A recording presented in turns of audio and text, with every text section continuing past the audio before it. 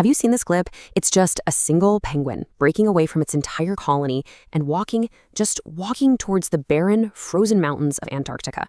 This tiny piece of footage went absolutely viral, and for good reason. It sparked this global mystery that sits right at the intersection of science, survival, and honestly, a whole lot of sadness. You know, this footage, it's from a 2007 documentary by the legendary Werner Herzog, and it has just haunted people for years.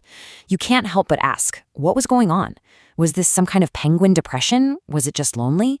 Or was there something else firing off inside its brain? Something that forced it to march away from the sea, the very thing that gives it life, and head straight towards an icy grave? All right, let's really get into this. We're going to unpack the incredible footage. We'll look at the extreme world these animals call home, and then we'll dive into the competing theories that try to explain this penguin's final lonely journey. So let's start with the scene itself, okay? What we're watching is an Adelie penguin, and it has very deliberately turned its back on the ocean. That's its grocery store, its home, its everything, and instead, it's heading inland, a direction that offers absolutely nothing but thousands of kilometers of ice and, well, certain death. To even begin to wrap our heads around this penguin's choice, we first have to understand its home, Antarctica. And let me tell you, it is, without a doubt, the most extreme continent on planet Earth. It's a place where the normal rules of survival are just completely rewritten in ice.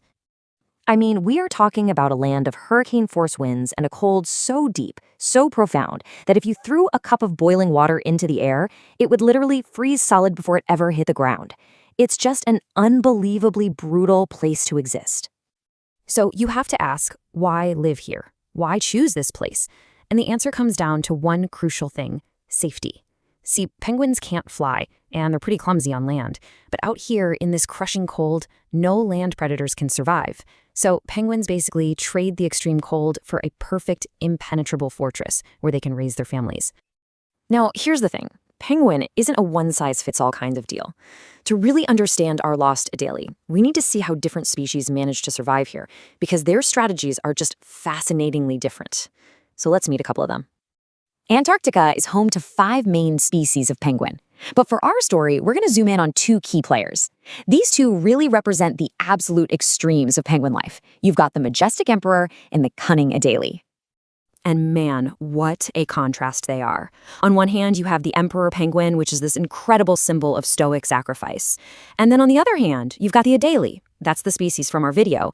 And they're known for being social, super hyperactive, and yeah, a bit of a troublemaker. And the biggest difference, as you can see right here, it all comes down to parenting. Adelie parents, they share the duties, they take turns. But the emperor male, oh man, he undertakes one of the most extreme trials in all of nature. He alone stands through the 2-month-long Antarctic winter, in total darkness, through blizzards, all while balancing a single precious egg on his feet. And get this, he starves the entire time, losing up to half his body weight.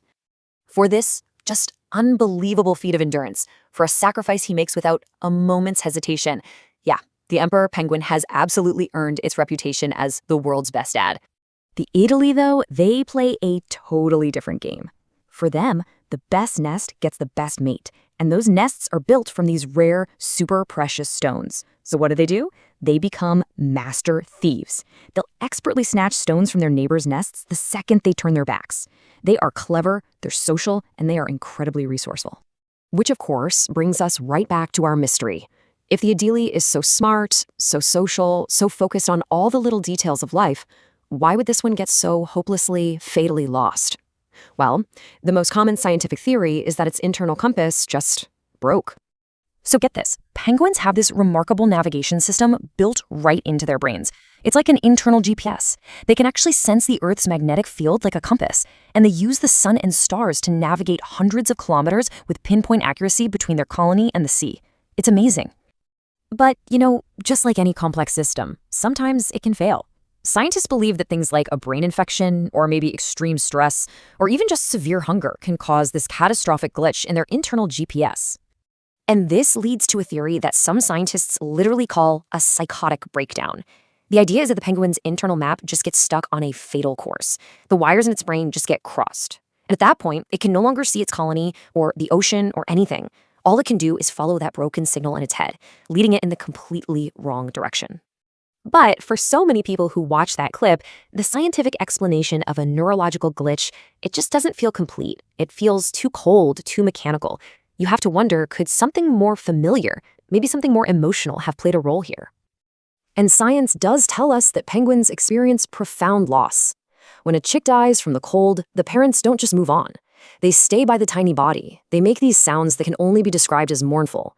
And sometimes, in their distress, they even try to steal chicks from other parents, almost as if to ease their own heartache. You can only imagine how the film crew, including Werner Herzog himself, felt. They were heartbroken, but their hands were tied. They were bound by these strict Antarctic treaty laws, which absolutely forbid interfering with wildlife no matter what. All they could do was film and watch as this lone traveler walked steadily toward the mountains until it was just a tiny speck, and then it vanished forever. And so, this is where we're left. Was it a simple, tragic case of crossed wires in the brain? A biological malfunction? Or were we witnessing something else entirely? A creature so overwhelmed by loss, so completely broken-hearted, that it simply gave up and walked away from everything. Science might have its answer, but for the rest of us, the mystery, it endures.